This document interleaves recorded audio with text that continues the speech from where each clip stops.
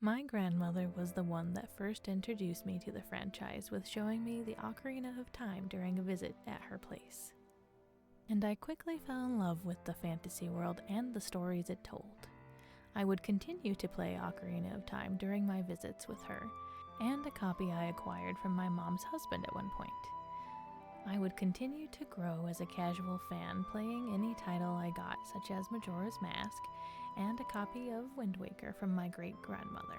My grandmother was always my biggest supporter of my love of Zelda and Nintendo, even making comments that I was her little hero and had a slight resemblance to Link.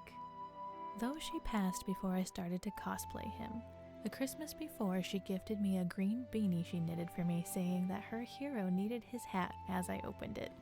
The beanie and the copy of Ocarina she left me became and still are my greatest possessions, with the beanie being used not just for my casual everyday wear, but what I use for every version of modern-day Link cosplays, giving me more confidence and inspiration from others that I resembled Link enough to finally put together my first Link cosplay. It was the casual beanie look that started it all, through the love and encouragement from the biggest Zelda fan I have ever known. The Legend of Zelda has been my favorite series since I was 9 years old. The Ocarina of Time is my first true love, followed closely by the Wind Waker. But more than anything, I hold one character nearest and dearest to my heart, and that would be Sheik.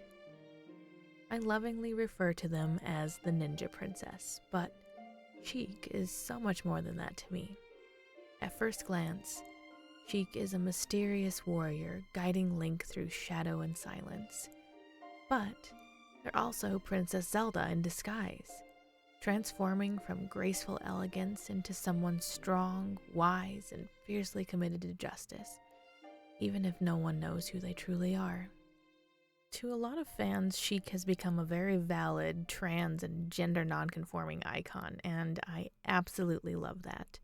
While I don't consider myself trans, I definitely understand and support folks seeing themselves in Sheik, like I have done.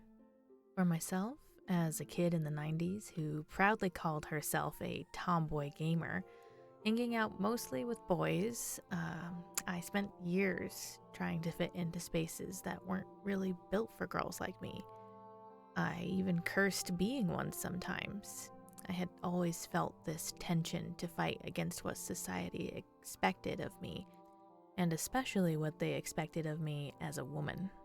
Seeing Sheik move through the world as someone both powerful and hidden spoke pretty directly to me. They do things traditionally reserved for male heroes, but on their own terms. They aren't pretending forever. They're protecting truth until the time comes to reveal themselves fully. In 2020, I joined the Hyrule Hideout Discord for a video project for the Legend of Zelda 35th anniversary. I wore my first Sheik cosplay, which I have kept and updated over the years that I've had it. And now, in 2026, I have 3 different Sheik cosplay variants because I love the character so much. They have meant so much to me and have helped me express myself in ways that I couldn't without the character. We all deserve to find a way to express ourselves in a way that makes us feel the most true to ourselves. And Sheik has definitely helped me be able to do that. Even just over the past 6 years that I have been a part of the Hyrule Hideout, I've gotten to do so many things that have to do with the series that I have such a deep connection with, in doing creative projects like my cosplays or artwork or writing or D&D one-shots, going to conventions, or just connecting with other people that love the same thing that I do.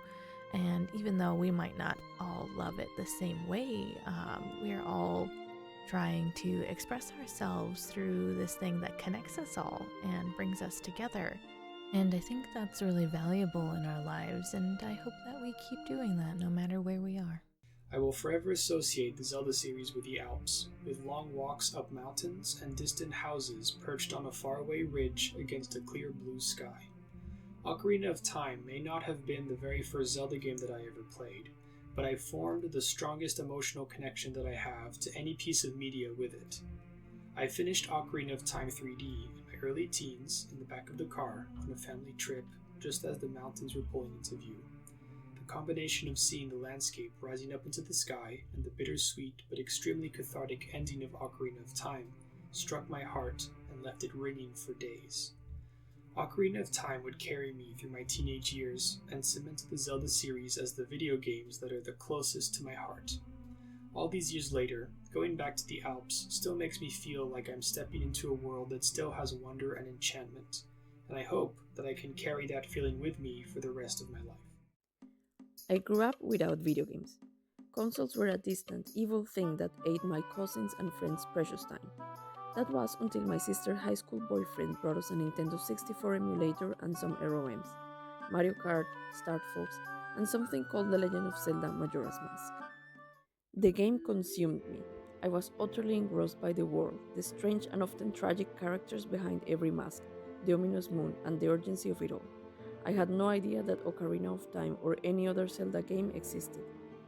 I didn't recognize anyone or get any reference. In fact, I kept waiting for the moment I would meet Princess Zelda beyond that brief cutscene at the beginning. It was her legend, after all. This new way of experiencing a story, so different to the novels I so avidly read, marked a before and after for me, inspiring me to explore other mediums of expression. Drawing, writing, music, dance, cosplay, video production, all the art forms I have delved into have had the influence of Majora's Mask, and later of other games in the series which I got to play and enjoy as an adult. In particular, the motif of the mask, along with the questions of the Moon Children, stayed in my mind like an obsession. No matter how years pass, I keep ruminating about the implications and possibilities. I also keep dreaming of cosplaying the fierce deity, a being made of the courageous faces that desperate people put on to survive and dare to dream of a future, to fight for it. In its own understated way, Majora's Mask offers solace and hope in the wake of destruction, and because of this, it will forever be my favorite game. When I was a kid in 2003, and I was still a pretty new fan to the franchise, I was gifted a copy of Wind Waker from my great-grandmother to play on my older brother's GameCube. I instantly fell in love with its art style and story and would play every day after school. I didn't get very far, for I wasn't quite sure what I was doing, but still found great enjoyment exploring the world and all it had to offer. However, on one particular weekend, my older brother had a friend sleeping over and they occupied the console, which it belonged to him at the time, so I had no chance to play. After the weekend and school on Monday, though, I noticed that the game, as well as a few more of mine and my brother's, were gone, and I couldn't locate them. Even with my mom's help, they seemed to have disappeared. My brother confessed that he let his friend borrow some of his games, unaware that mine were taken during this. After ragging on him for weeks to retrieve my game and possible promises of my mom just getting me a new copy, it never happened, and the friend moved away with the game still in his possession. For years after, I never did get another copy, though I did eventually complete Wind Waker in high school through an emulator. During this time, I gained ownership of my brother's GameCube in exchange for breaking another console I had. Fast forward to when the Wind Waker HD was coming out, and remembering I had the GameCube now, I felt nostalgic for the game and began looking for a second-hand copy to finally complete my original save file all these years later. Searching on eBay through dozens of listings, I finally came to the one that my wife agreed was a good price, and the disc appeared in good condition, and everything was still there from what the listing showed. I ordered it and began to wait.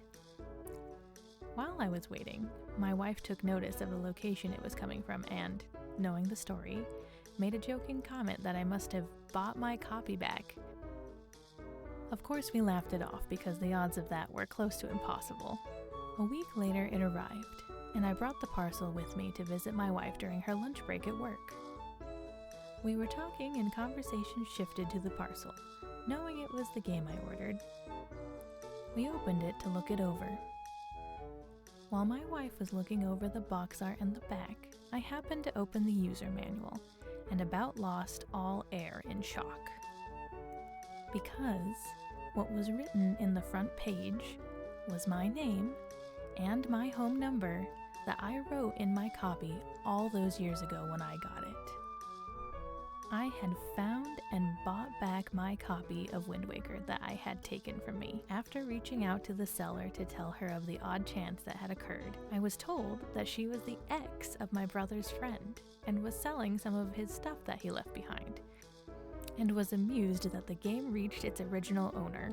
So after all that time, and after many years of becoming an extreme Zelda fan, I was able to complete Wind Waker on the original console with the original save file, and lastly, the original disc that helped start it all. The only question I had left was why I had so many bombs in my inventory, and nothing else.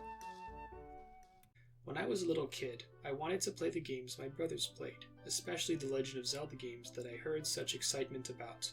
When I finally got to, I would play most of the game and quit about 4/5 of the way through when it was getting too difficult for 8-year-old me. I think the first game I played was Phantom Hourglass, and I gave up when I had to find the ghost chip. I had no idea where to even begin and was too discouraged to even try. These last few years, I revisited those first games I played, and it's been really special to relive the nostalgia and also finally see the endings. I feel really lucky that I got to experience those games in my childhood and bond with my brothers over them.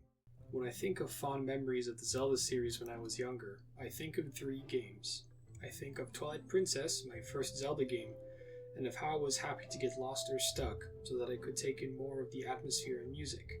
To this day, watching the title screen roll makes my heart swell. I think of 4 Swords, which I played on the DS with friends that I wouldn't have made without it. I remember even trying to get my little brother or aunt to play it with me, showing off my jumps with Rock's cape. I think of Zelda 1, which I bought and played on my 3DS out of curiosity in my teenage years. I was so hooked that I played it to the end in about a week and replayed more after that. The fact that this game from 1986 hooked me more than any of the more modern games I was playing at the time made me reevaluate the way I looked at games as a whole, and I thank it for it. It remains my favorite Zelda game to this day. When I was 9 or 10, sometimes when I couldn't sleep, I'd sneak into the living room and boot up the Wii to play Twilight Princess, so anxious about how loud I'd be turning it on that I played with my thumb covering the Wiimote speakers, trying to muffle the sound of each sword slash. I often did get caught, but it was worth it, and when I didn't get caught, I played late into the night and had so much fun. I remember my favorite minigame was the Fruit Pop Flight Challenge. I wasn't very good at it, or at the game in general, so often I'd play on my sister's file, often losing all their rupees in my childish lack of video game skill and inciting their wrath. Nonetheless, it's always been my favorite Legend of Zelda game, and I'll forever be nostalgic for it. For me, the Zelda series is almost like the nexus point in my life. Almost every game series, hobby, and creative choice I have gotten into has been, in some way, influenced by Zelda. Me and my cousin bonded over writing Zelda fanfiction as kids. The Akira Himekawa mangas inspired me to draw. I became a metalhead thanks to watching Twilight Princess music videos to Nightwish and Within Temptation on YouTube. Most importantly, the only reason why I first heard of and got into cosplay was because I saw Zelda cosplayers on YouTube, and I got inspired to make my own. I owe a magnitude of creativity to The Legend of Zelda as an artist and a gamer. My start with Zelda actually comes from Breath of the Wild. I had heard tales of how fantastic the series was, but I had never tried it until that massive open world outing. I fell in love with it almost immediately. From there, I started playing other Zelda games, Wind Waker, Twilight Princess, Tears of the Kingdom. I religiously watched a Twitch streamer, Vinesauce, and I watched him play several Zelda games. I never anticipated Ocarina of Time to have such incredibly emotional impact upon me. I cried like a baby when he ran the credits. There is something about the story that is so timeless and really impacted me. Link finding out he's not what he thought he was, awakening instantly from a child to an adult in a warped world, having to come to terms with his true identity while trying to save a world partially flung into ruin. It feels like Nintendo will never manage to produce a storytelling so good again, except maybe for Majora's Mask, a game so intense for me that I can't bring myself to play it, but it's still very good. In the fall of 2018, I was in a terrible place. In the previous year, my father died and we were on bad terms. My youngest sibling made me out as a villain when my father fell ill that final time. I was struggling in my career. I was lost and I did not know where to turn. I bought a Switch about it. The copy of Mario Kart, a game my spouse told me to play in 2009, that I ordered with it did not ship with the console and wasn't due to arrive for a week. I wanted to play with this new toy and went to Facebook to whine. Several friends suggested I try Breath of the Wild. I trusted their opinions, so within an hour I found myself at GameStop buying a copy. I knew very little about the Zelda franchise. I knew the player character was not named Zelda. I knew the water temple was bad, but I didn't know what that meant. That's it. I had played a lot of Dungeons and Dragons at one point in my life, so I chose to approach it like that. I had never played a video game like this before. Everything had been arcade-style things or puzzle-based phone games. That first hour on the Great Plateau changed my life. A month later, I had Hyrulean insignia on my car. I had t-shirts. I spent 8 months drawing the game out, exploring every inch of the map because I did not want it to end. I spent every spare hour I had in Hyrule, exploring the game and thinking about how I could fit into things, and how the events of my life led me to this game. I did eventually trade bombing Bokoblins camp for actual therapy, but the game led me out. This game has led me to new friends online and in real life. It has rekindled my creativity, something I thought was long dead and behind me. It turned me into a cosplayer and an author and an artist. I have learned new skills and approached things differently. As I write this, I am facing another challenge that may radically change me, and it's scary. I lean on what I have learned about myself through the lens of Zelda games to get me through. Happy birthday, my beloved franchise. Happy birthday, Zelda. One of my favorite memories about Zelda is the lead-up and release weekend of Tears of the Kingdom. It was my first major Zelda release. I did not get into Zelda until 2017 after Breath of the Wild had already come out, and I didn't get a Switch till much later, so my first game was actually Skyward Sword on the Wii. I remember the fandom just having so much fun speculating as to what could possibly be next, and every time there was a trailer that came out, the theories that would come in, and just having fun speculating and analyzing the trailers frame for frame and coming up with absolutely insane theories that did not end up happening, but just the camaraderie and community of deciding and figuring out what might be the next leg of the Zelda franchise was just an absolute blast. And I was sharing photos and images with other cosplayers because we were trying to figure out what Link was going to look like and how we could build these costumes before the game came out. And the weekend that it came out, I had a half day at work and I picked up the game and I went home and I spent that entire weekend playing. It was right around my birthday, so my parents surprised me with the OLED, and I had gotten a collector's copy of the game. It was the first time I ever had like a nice collector's edition of a video game. But that first weekend was just absolutely magical. I told everyone, don't bother me, and I just played. I want to say I got 24 hours in that entire weekend was like the total time I had put into that game. I did sleep, I swear, and also ate. And I beat the 4 main dungeons, and I just had so much fun. I love Breath of the Wild, and seeing how the world changed so significantly in big and little ways was just so much fun. Is it a perfect game? No, absolutely not, but I think it was absolutely wonderful to experience that game for the first time, and that being my first big major Zelda release. I am so excited for whatever they have next for us, because I cannot wait to experience that again.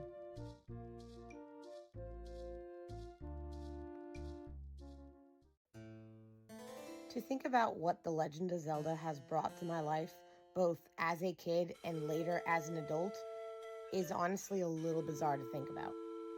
I think I was maybe 9 years old the first time I played a video game. You can picture it. Christmas Day, 1999. My younger brother got a used N64 for Christmas with all of 2 and exactly 2 games on it. Thankfully, one of those 2 used games that came with the console was The Legend of Zelda: Ocarina of Time. This would be a great time to say that Zelda opened up a can of worms and that I immediately became obsessed with it. But it didn't. My love for the game wasn't immediate. It was just something that slowly evolved over time. And part of that was because it took me and my little brother literal years to complete the game start to finish. There were no online guides or YouTube videos to look up in 1999 to 2002. We had a used copy of the game with a single save file on it that already had the hookshot, and we had a brand new save file that we had started over and over and over again. But we never managed to be able to play the game all the way through from start to finish because no one told us you could move a tombstone. Literally, the tombstones were the missing key the entire time. So you can imagine me, this preteen girl a few years later, homesick with the flu or something, going to my comfort game, as one does, and running around aimlessly, and accidentally grabbing a tombstone for the very first time. It's something so silly and easy to say out loud, but I never thought about how much of an impression it made. And I think that moment actually taught me a lot about games and other media in general. Try every wild idea, poke everything, leave no stone unturned. I think I'm still living on that dopamine rush of figuring out you could move the stupid tombstones nearly 25 years later. That made Ocarina of Time become the very first game I was able to 100% complete on my own. And I swear, nothing quite had the same impression on my early 2000s brain than A, being able to complete a game that my brother couldn't, and B, having a game where the princess ended up being an active participant in saving the storyline and aiding the hero rather than just a damsel in distress. It snowballed from there, in ways I never considered too. Ocarina of Time made me start drawing fan art. I have so many old doodles of Link and Zelda and Malon and Sheik. Ocarina of Time made me start writing silly little stories about Link before I even ever heard the word fanfiction. Ocarina of Time convinced me to be more of a Sheik than a damsel in distress. Internet access wasn't what it's like now. I was going through school, then university. I was stupidly busy trying to figure out how to afford living. So, cut to me in 2017. Finally on my own, finally in a career, finally breathing, and one of my friends randomly starts telling me about how she bought a Switch and is so obsessed with this new game, The Legend of Zelda: Breath of the Wild. I think I can still hear my brain trigger the first time she said that, and the first time I went, wait, there's a new Zelda game? I never had gotten a chance to play Skyward Sword or anything else that came after Twilight Princess on the GameCube because I didn't have any of those consoles and I'd already moved out by that point. But then I started consuming the fan art, and I started reading the fan fiction, and I started watching the playthroughs, and boy did I spiral right back into 1999. So you can imagine perhaps my determination when a few months later my friend goes, I need to get you a Switch. Oh, absolutely not. Nope, not gonna happen. Way too expensive. I'm not letting you do that. She was determined though, and I'm extremely hard-headed. So I literally bought a Switch that night just so she couldn't. And she literally bought me Breath of the Wild that night just so she could try and one-up me. And everything changed. That friend who I randomly just started talking to online one day and got progressively closer to because of Zelda, her children call me their aunt from Florida now. Because of Zelda and Breath of the Wild, I started creating fan art and fan fiction again. Because of Zelda and Breath of the Wild, I found out what Discord was, and I joined a little server. a little server that immediately imploded the same night I joined. But then I joined another server, and I met some really cool people on that server. And I started making online friendships, and I started playing more games on my Switch. And then I ended up becoming a mod on that server. And then I ended up becoming an admin on that server. And in a totally wild turn of events that very few people know, I ended up opening the Hyrule Hideout with two of the best friends I met online on that server. And I knew there was no way I was ever going to let this go. Because of Zelda, I started meeting artists and writers and creators and cosplayers and everyone and anyone I could who was part of the fandom. Because of Zelda, I somehow ended up helping build a community of this thing that little girls didn't do. Because of Zelda, that community put together massive video projects with fans from all over the world in every shape, size, age, you name it. All brought together because of the love of Zelda. Because of Zelda, in 20 plus years, 4 friends from all different countries and all different backgrounds and age brackets and even different primary or secondary languages met up one very cold Chicago day in December. And all of that happened just because I pushed a tombstone in 2002. So here's to 40 years to the legend of Zelda, and thank you for everything.